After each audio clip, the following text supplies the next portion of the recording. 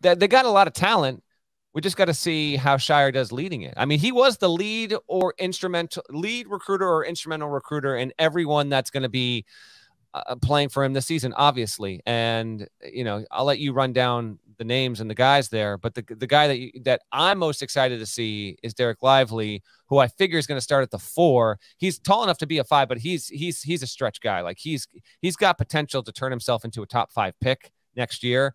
So there is a lot there, but how are those pieces going to mesh? And then will Jeremy Roach, who's obviously going to return and be the starting point guard, how much is he going to jump? He had a strong finish at the end of last season, Parrish. For me, I only sell a little bit based on the unknowns that are there. Yeah, obviously Duke is Duke, and they're going to be good. The question is, how good will they be immediately? The rosters aren't comparable, but obviously UNC had some of its struggles early on before it really found its momentum on the back end of the regular season into the tournament. Not saying Duke's going to duplicate that, but Hubert Davis was a longtime member of that staff, and we saw what happened just a couple miles up the road on Tobacco Road. By the way, before we go through this roster, evidence that the retirement tour for Coach K was effective is in this roster. You know, they got to announce to the world, you know, this is going to be John Shire's program. So if you come to Duke, you're playing for him. And that freed John up to go out and recruit his first team. And I would argue, I think this is, I can't imagine it's not true. No first-year coach has ever, an assistant being promoted to head coach has never taken over a roster this talented or, you know, secured a recruiting class quite like this. I mean, he's not only got the #1 class in America, it's got 3 of the top 4 prospects in the country. So K got to go out rather than with a canceled game and a COVID ACC tournament, you know, with a trip to the Final Four. And John got to recruit like crazy to set himself up for success. And he undeniably has. Not only did he enroll the #1 class in 2022, right now he's got the #1 class in 2023 as well. To me, the front court's the most interesting place. You think Lively could play the 4? I guess. I imagine, like, and it could be interchangeable, but they got 2 bigs. Yes, that are going to play together, and that's Cal Filipowski and Derek Lively. They're both 5-star bigs in the class of 2022. Derek Lively, #1, Filipowski, #4. And, you know, this is not the way most people play basketball now with 2, you know, bigs, but Filipowski, you know, he can bounce it. He can pass it. He can shoot it. Like, he looks like a perfect pick and pop option. Just to remind myself what he looked like, I went back this morning and like watched a lot of YouTube stuff on him. And I mean, he's very comfortable playmaking and picking and popping, and you know, the shot is effortless. So I don't think they're going to get in each other's way too much. Like, the concern with playing 2 bigs, you know, in a traditional way, is they clog the paint, no driving lanes, they're in each other's way. I don't think these guys are going to get in each other's way too much.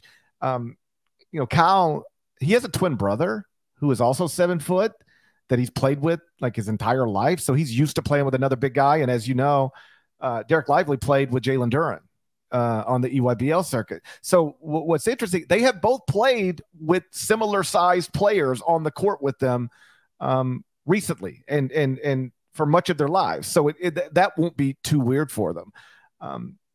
You know, whatever you call them, you know, Filipowski's the 4, Lively's the 5, switch it up. They can do either one. Whatever they do, they're going to be in the front court together. And I think it's going to be really effective. Filipowski doing all the things I've explained, and then Lively being an incredible rim protector on the defensive end of the court. Like, we joked last summer about Jalen Duren, like, was he really as tall as he was listed? Derek Lively is every bit of 7'1", and he looks it. You know, if you go back and listen to that podcast from Peach Jam in the summer of 2021, you know, when I was making the case, I didn't think Jalen Duren really should be the #1 player in his class. Some of that was, are we even sure he's the best player on his grassroots team? I didn't think so. I thought Lively might be better. And Jalen Durham was obviously awesome in his one season at Memphis. So I think Lively is going to be awesome in his presumed one season at Duke. Another 5-star freshman, I assume will be in the starting lineup, Dariq Whitehead, 6'6" wing. He's ranked second in the class of 2022. Great athlete, can score at the rim, can score at the three-point line. He's a three-level guy. He's you never know how somebody is going to be on the defensive end of the court as a freshman, but like he's got the physically he's got the stuff to be an effective an effective and impactful player on that end of the court. And like you look at that at the 3, 4, 5, they're going to have 5-star freshmen who are 6'6", 6'11", 7'1". It'll be really big. And then in the backcourt, it's probably Jeremy Roach. It's definitely Jeremy Roach and Jacob Grandison, the 6'6" super senior transfer from Illinois, who averaged 9.6 points while shooting 41% from three at Illinois last season in 25 minutes per game. So you've got the experienced point guard, third-year point guard in Jeremy Roach.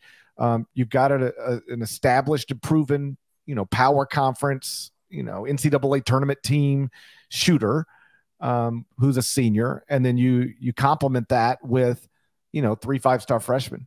And then they got another transfer from Northwestern, Ryan Young, who, averaged 9 points, 4.2 rebounds last season, but only played 17.1 minutes per game. His playing time decreased each year for 3 straight years at Northwestern. Like he started 31 games as a redshirt freshman, then only started 4 as a sophomore, only 1 as a junior. So for whatever reason, that's trending the wrong direction. But he's another veteran piece that can help balance the roster a little bit. He'll be there if they need him. Duke should be plenty entertaining. The talent's undeniable. I really love Whitehead. Was one of my 3 or 4 favorite players I saw on the circuit last year. Obviously, his last season playing on the grassroots circuit. And Lively, Lively feels like, now we'll see how he's deployed. I actually like Lively's overall both ends arsenal better than Filipowski.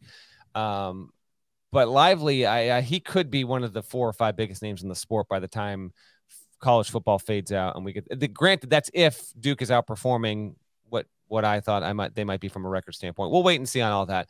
Last thing for me is that the staff changeover. There's a lot of change beyond just the roster. Shire gets promoted. Chris Carrawell's still there. Nolan Smith left for Louisville, so he was replaced by another coach in Kentucky at the University of Kentucky. Jay Lucas is now an assistant on staff. And then Emil Jefferson got bumped up. He got promoted. He's the 3rd assistant. He's 29 years old. I don't know if he is the youngest power conference assistant coach, but he's certainly one of the 2 or 3 youngest there, but from promoting within. But the big thing is that Lucas getting the gig is the first time in, 2.5, 3 decades that Duke has actually brought someone on staff that wasn't a Duke man, if you will. So a lot of change in a lot of spaces there. And big new frontier, GP. Don't know.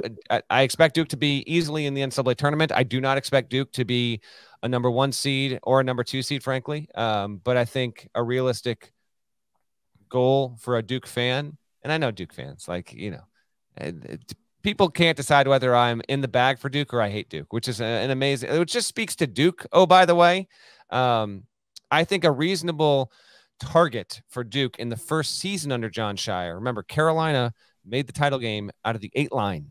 I would say search for that 3, 4, 5 line, and I think you'll be doing just fine. Top 3 in the ACC. If you're finishing 4th, I still think that's more than reasonable there. And what I'm excited to see is how Shire runs the program. They are going to, kind of pull back a little bit of the curtain. They are going to be doing things a little bit differently that maybe fans will notice and fans will never have an idea of, because from a media perspective, this was, Mike Krzyzewski, because I guess he earned it, was he was the coach that had the biggest barricades around him. There was not good access to Mike Krzyzewski for the final 20 years of his career, essentially, and that's fine. But Shire will make himself more available, and there will be a bit more transparency with Duke. And I think that is a very good thing. I think that is helpful for Duke. I think it's actually really good for Duke.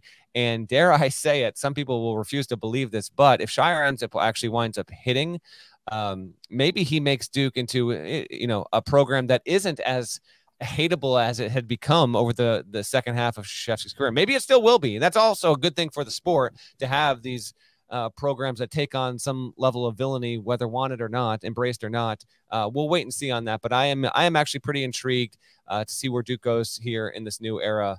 And what a weird era it will be, though, JP. For me, I'm still, it's still going to be a bit bizarre because you and I both, and so many people listening to this podcast, the majority of people probably listen to this podcast, they don't know this sport without Mike Krzyzewski in it. And he's now no longer in it.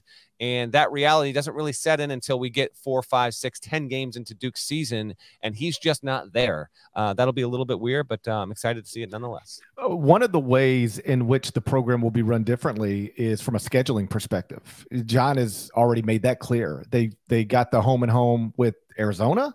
Is that right? That starts next season, which is wonderful. Love to see it. Yes. Yeah, but like I know John is interested in.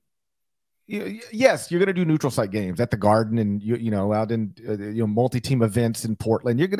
Everybody does those things, and so Duke is going to continue to do those things. But I think you're going to see John.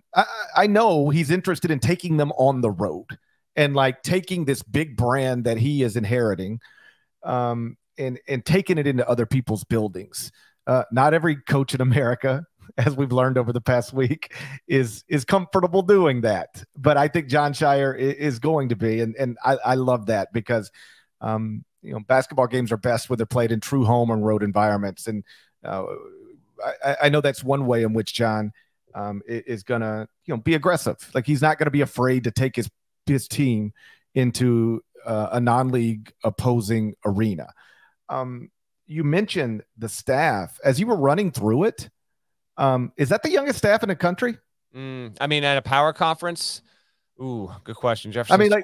I mean, Carrawell's got to be. I'm going to guess on Carrawell at this age. I'm going to say Carrawell is 45, and then Jay's like 33. I'm going to guess. I don't know if that's the youngest, but it would be near the top without a doubt. Villanova has been young for a while and will continue to be young. They'd be one of the strongest competitors right there. Now they lost Jay Wright, Kyle Neptune takes over. So collectively, if it's not Duke, it might be Nova. Yeah, Scheyer turns 35 this month.